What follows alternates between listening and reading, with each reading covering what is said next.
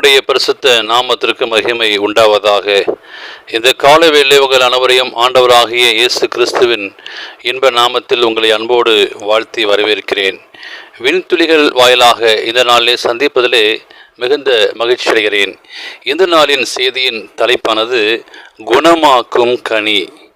வெளிப்படுத்தல் 22 அதிகாரம் 2 வாக்கியம் சொல்கிறது, நகரத்து வீதியின் மத்தியிலும் நதியின் இரு கரையிலும் 12 விதமான கனி தரும் ஜீவவிருட்சம் இருந்தது. அது மாதந்தோறும் தன் கனியை கொடுக்கும். அந்த விருட்சத்தின் இலைகள் ஜனங்கள் ஆரோக்கியம் அடைவதற்கு ஏதுவானவைகள். தேவனுக்கு அன்பான விசுவாச பிள்ளைகளே, இந்த உலகத்திலே நாம் பலவிதமான கனிகளை புசித்திருப்போம். ஒவ்வொரு கனிகளும் ஒவ்வொரு வித்தியாசமான சுவை கொடுத்திருப்போம். ஆனால் இதுவரை நீங்கள் பார்த்திராத சுவைத்திராத ஒரு கனி பரலோகத்திலே இருக்கிறது. அந்த கனியை குறித்து நாம் வாசிக்கிறோம். ஏதேன் தோட்டத்திலிருந்த ஜீவவிருட்சத்தின் கனி மனித சக்திக்கு அற்பாற்பட்ட குணாதிசயத்தை கொண்டிருந்தது.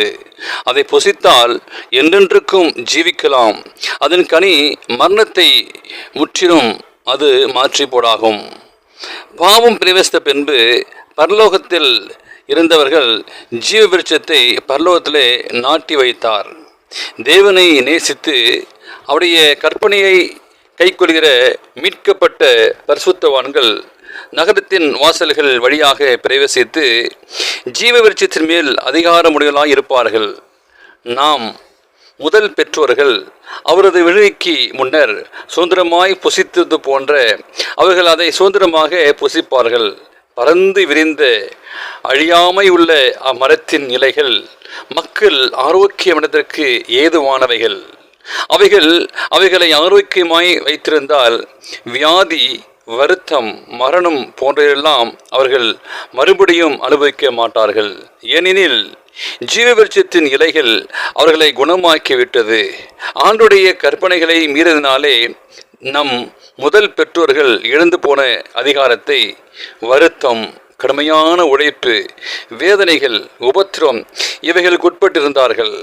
சாபத்திற்கடியில் வருத்தமாய் தோன்றிருந்த மீட்கப்பட்டவர்கள் மீண்டுமாய் பெற்றுக்கொண்டு அதன் கனியை புசிக்கும்படி ஜீவவிருட்சத்தை சுற்றிலும் வந்து கூடி நிற்கும் போது இயேசு தம் ஆத்ம வருத்தத்தின் பலனை கண்டு திருப்தி ஆவார்.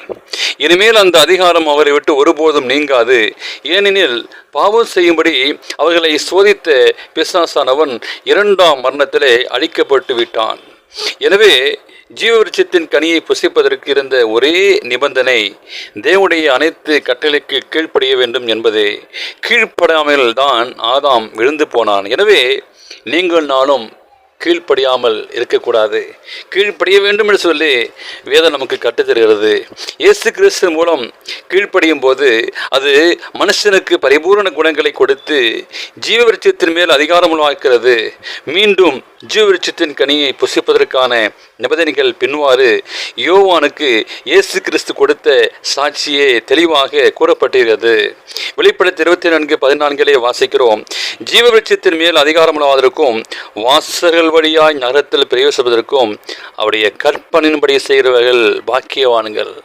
ஆம், தேவனுக்கு பிரியமான பிள்ளைகளே, உங்களுடைய நீண்ட கால இழந்து போன ஏதெனிலே ஜீவவிருட்சத்தின் மீண்டும் கிடைக்க பெற்று மானிட இணக்கத்தின் தொடர்கால மகிமையும் முழு வளர்ச்சிக்கும் மீட்கப்பட்டவர்கள் வளருவார்கள்.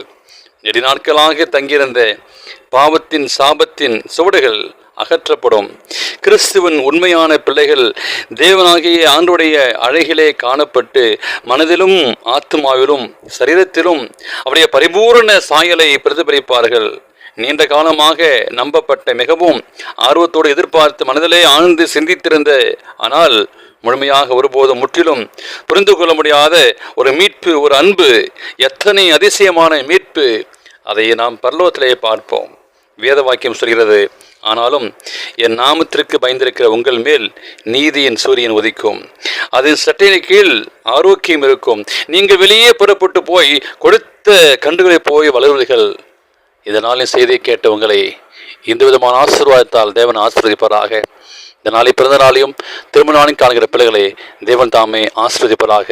இந்த செய்தியை மற்றவர்களுக்கு நீங்கள் அனுப்புங்கள், மற்றவர்களுக்கு நீங்கள் ஷேர் பண்ணுங்கள். இந்த செய்திகள் மற்றவர்களுக்கு கேட்டு ஆசீர்வாதத்தை பெற்றுக்கொள்வார்கள்.